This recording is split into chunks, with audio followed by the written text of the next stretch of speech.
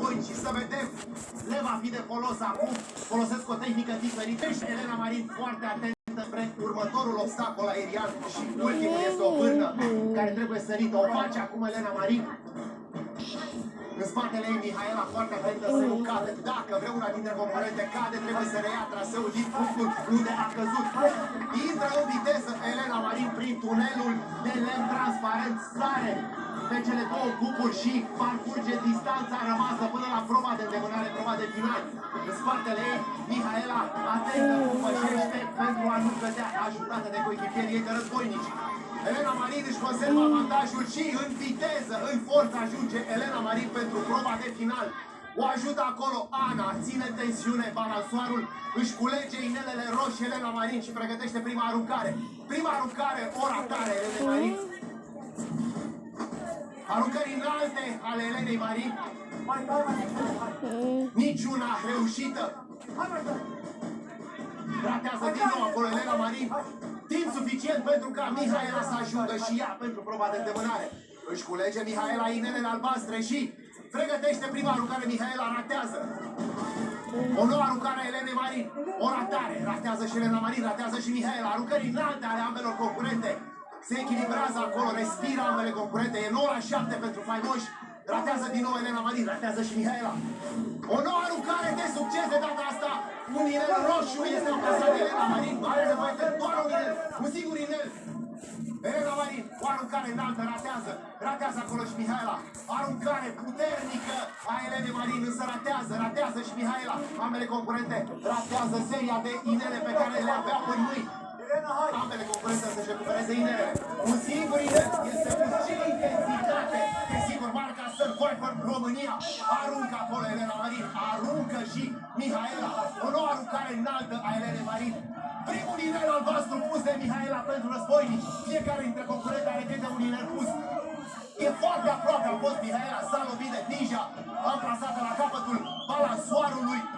Pentru Mihaela, aruncare înaltă a Elenei Marin. Ratează acolo din nou. Ambele concurente aruncă și ratează, se concentrează. Și iată că Elena Marin este mai rapidă. Introduce cel de-al doilea inel și duce punctul faimoșilor. Scorul devine 10-7 pentru faimoși și câștigă jocul de recompensă de astăzi. Elena Marin.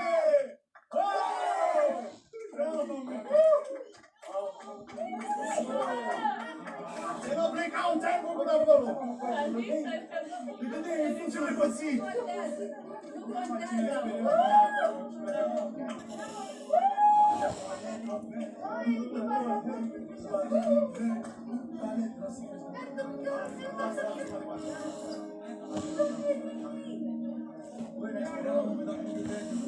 Okay.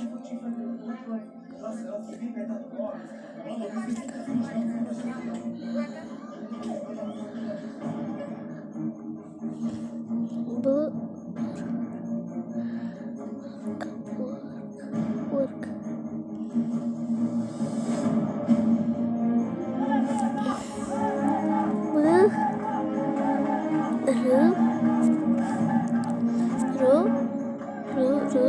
Go.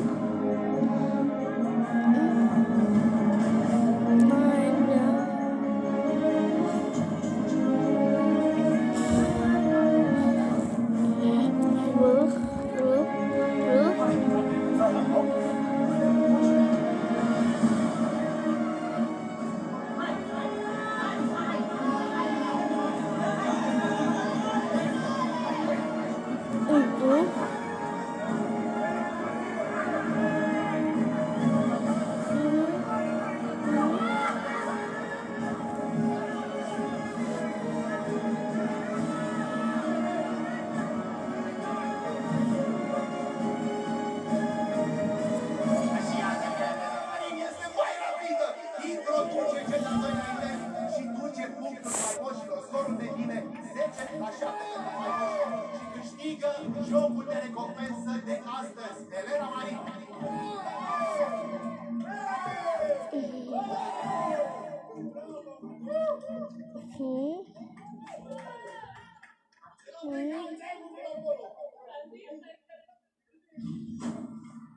Forza, salvatici! Forza, faimoși!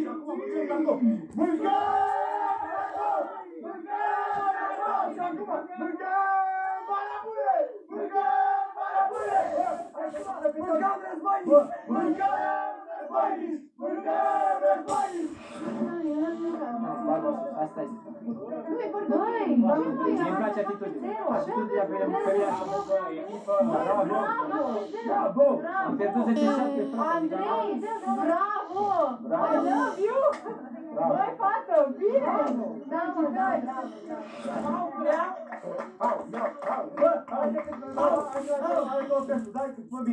Eu cât pe mine înapoi. Dimineața când mă scol! Dimineața când mă scol! Fai cu cocot de control! Fai cu cocot de control! Și cu lacrimi pe obraz! Și cu lacrimi pe obraz! Eu te cocot, tu mă las! Eu te cocot, tu mă las!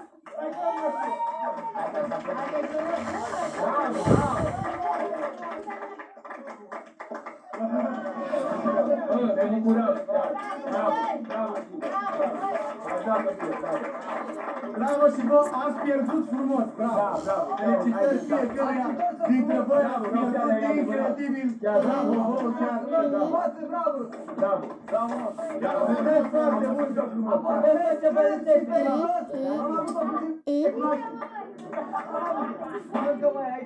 Ne cerem scuze că v-am rupt! Ne cerem scuze că v-am rupt! Jocul de recompensă de astăzi s-a încheiat cu victoria echipei faimoșilor, scorul de 10-7 în fața războinicilor. Vreau să felicit ambele echipe pentru cum au luptat pe traseu, cum o fac de fiecare dată și de fiecare dată jocurile au intensitate și mai mare, tensiune și răsturnări de scor. Vreau să felicit în mod particular debutanții de astăzi, pe Ana și pe Sebastian, pe Andrei și pe Mihaela, pentru cum au luptat pentru echipele lor. Faimoșilor, Elena, ai adus punctul decisiv într-un meci de infart, cum se spune în comentariu sportiv. Cum a fost? Cum ai simțit când ai intrat al doilea inel? Am simțit o eliberare, îmi doream foarte tare, sunt extraordinar de mândră. În primul rând de echipa mea, pentru susținerea pe care mi-ați dat-o, și în al doilea rând recunosc și mândră de mine. Îmi doream foarte tare acest punct. Eram epuizată pentru că am intrat aproape la toți colegii mei să îi ajut și simțeam o mică epuizare. Dar nu a contat, mi-am dorit extraordinar de mult să aduc acest ultim punct. Îi mulțumesc lui Dumnezeu, mulțumesc echipei și nu pot să descriu în cuvinte sentimentul pe care l-am. Mulțumesc! Mulțumesc, Elena. Vreau să vorbesc cu cei doi debutanți. Ana, cum a fost traseul pe care l-ai parcurs? Ai și ajutat? Traseul nu mi s-a părut foarte greu. Îmi pare nespus de rău pentru că nu am reușit să aduc puncte pentru echipa mea. Însă sunt super fericită că am câștigat și că o să mănânce și sper să mâncăm. Și data viitoare îmi doresc din tot sufletul să aduc puncte și să ajute echipa să câștigăm de fiecare dată. Bravo! Mulțumesc, Ana! Sebastian, cum te-ai simțit pe primul traseu? L-ai parcurs în viteză acolo, parcă era o extremă, parcă alerga. Mi-a plăcut foarte mult, însă mă bucur foarte mult că colegii mei și-au făcut treaba. Sper traseul viitor să-mi fac treaba și eu cu punctul. Așa că mă bucur foarte mult că mâncăm în seara asta acești cartofi. Toate că pentru mine e prima zi și eu o să mă bucur de cartofii ăia la fel ca ei. O să apreciez această masă.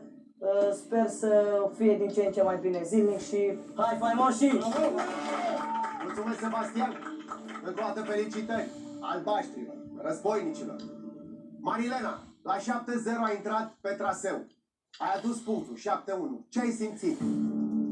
Sincer să fiu, am simțit că o să răsturnăm scorul și